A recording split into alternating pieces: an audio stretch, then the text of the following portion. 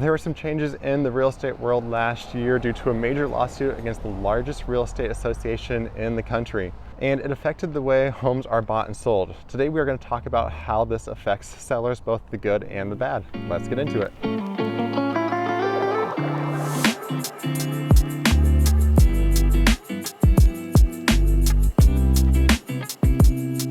Welcome to the Living in Salem, Oregon YouTube channel. I'm your host, Ryan Welty, and today we're talking about the National Association of Realtors settlement that happened in August of 2024. Now, the settlement mainly had rule changes for buyers, but of course, every sale of a home requires a buyer, so there are upstream effects on sellers, and today we're going to talk about those details.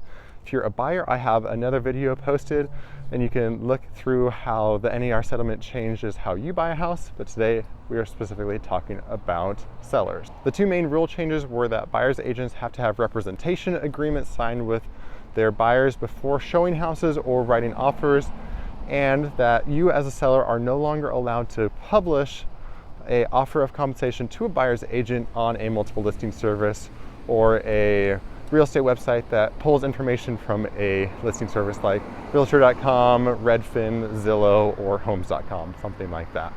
Now, in my opinion, the rule that makes it so buyer agents have to sign agreements before showing houses to their buyers is a great thing for sellers. This means that people that are showing your houses are going to be more serious than before, where you could have just called up someone and said, I really want to look at this house just for fun, and maybe your friend would show you that house. Now they have to have an agreement signed before showing that house, making it a little bit more serious, a little bit more commitment from those buyers or people looking at your house. So you'll likely get a few less looky-loos. And again, those people are going to be more intentful and more able to purchase your house than before. Now, this does not mean every buyer is going to be well qualified. There will still be agents willing to sign a contract just for fun with their friends and show houses, but it does mean the majority of people looking at houses are going to be more serious than they were before. Because the specific buyer representation agreements aren't set in stone, there's just a few terms that have to be included. It does make it so specific companies can make their own agreements. Zillow has done one where there's a touring agreement where it just allows them to show houses but not write offers. So there could still be people that don't have a great relationship with the agent they are working with, but they just have some loose agreement that they are working together for a short amount of time. Now, on the other side of the coin, some of those people that are not working with agents can be serious buyers. They just haven't found an agent they want to work with yet. Maybe they want to keep their options open until they find the right house and then decide what agent they want to look at. So this can make it harder for these people to look at houses, which can be unfortunate. Maybe it makes it so your house is harder for them to see. Luckily, there are options depending on your listing agent that are available to you, and I would definitely recommend you take full advantage of them. And now your first strategy is going to be open houses. This is where the listing agent or someone from the listing agent's office can hold an open house where the general public can come through your house and look at it. Now, they don't have to have an agent. They can just come and look at the house, and there's no contract required. This is a great way to get those buyers that aren't working with an agent to get through your house. Now, I'm not saying your house always has to have an open house on it, not every weekend, not every day, but every once in a while, if there is the opportunity, open houses can definitely be a great option to get a few more people through your house that don't have that representation agreement signed. Now, there is a second way that you can get around the buyer's representation agreement and still get buyers to look at your property without it, and this is through the listing agent. Now, the listing agent, when they go under contract to list your house, they are agreeing to represent you. And now I, as a listing agent, also sign a paper saying I will not represent a buyer to buy your house. If someone wants to buy your house, they'll have to use a different agent, and I can recommend some to you, or they have to use their own. Now, this gives the listing agent the ability to show houses to potential buyers without representing them. So I have actually had this work out where people have called me either off online or just off the sign on the side of the road, and they wanted to see the house and they didn't have anyone they were working with. So I asked my clients, the sellers, if they would like me to show the house to them, and they did, because they thought that there was a potential that these people could end up buying their house. And my clients, the sellers, did not want to turn away anyone that had the potential to purchase their house. So I talked with the people that called me and talked to them a little bit, just got to know them, and then showed them the house and told them, I can't represent you, but I can show you the house. If you really like it, I'll find you someone that can help you purchase it.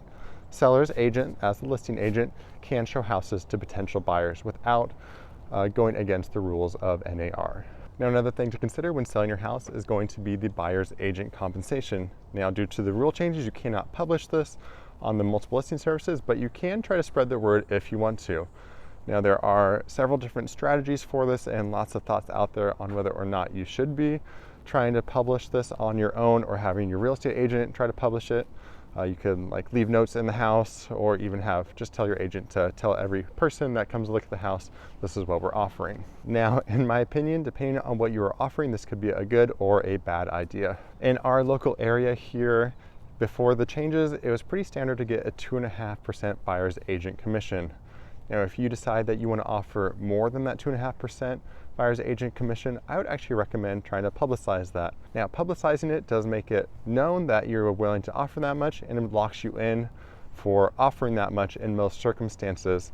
So everyone that is going to purchase your house is going to want that price, but that could make it a little bit more attractive to buyer's agents and to their buyers to work with you because they know their full fee is going to be covered by you. Now, the second option is you paying the average amount. Now, this could go either way. You could either publicize it or not publicize it. I don't really see a great issue either way. The average amount is what you're normally going to get paid. It's what most people are going to ask for. So if you're willing to pay it, I would kind of just leave it alone and let the cards fall where they will. And in most cases, you're going to end up paying that 2.5.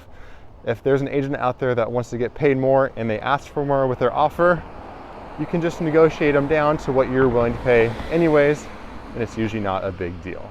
Now, if you're one of those sellers out there that doesn't want to pay any buyer's agent commission, wants to pay significantly under the average amount of the buyer's agent commission for our area, I would actually recommend not publicizing it.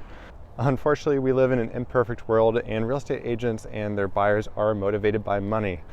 So if the buyer knows that they're going to have to pay extra money to purchase this house because you are publicizing that you will not pay any money, then they're likely just going to stay away from your house. In my opinion, it would be better not to publicize that you're not willing to pay a buyer's agent commission and just show the house as normal. Now, this allows the buyers a chance to come over to your house and fall in love with it and make it so that extra fee doesn't matter to them because they love your house so much. If you publicize this beforehand, those buyers are just going to be turned off by your house before they even show up, and therefore it's going to be a harder time to sell your home. So unfortunately, people are motivated by money, both real estate agents and buyers. So if they know it's going to be a higher expense in the beginning, it's going to turn down viewings and showings to your house. And that is something I, as a seller's agent, want to avoid at all costs and have the most people show your house as possible. One of the hopes from the plaintiffs for the NAR settlement was that the buyer's agent compensation would decouple from the sellers and that the sellers would no longer be responsible for paying for it.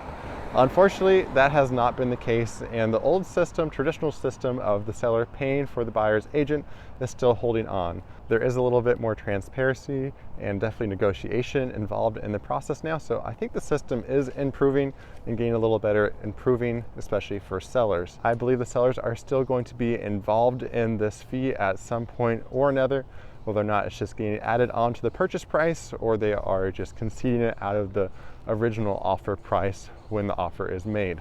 Either way, it is not a major issue to keep you from selling your house if it's something that you've been thinking of. So if you've had the earliest thoughts of selling, I would not let the 2 to 3% that a buyer's agent is going to ask you to pay for on the buyer's behalf keep you off the market.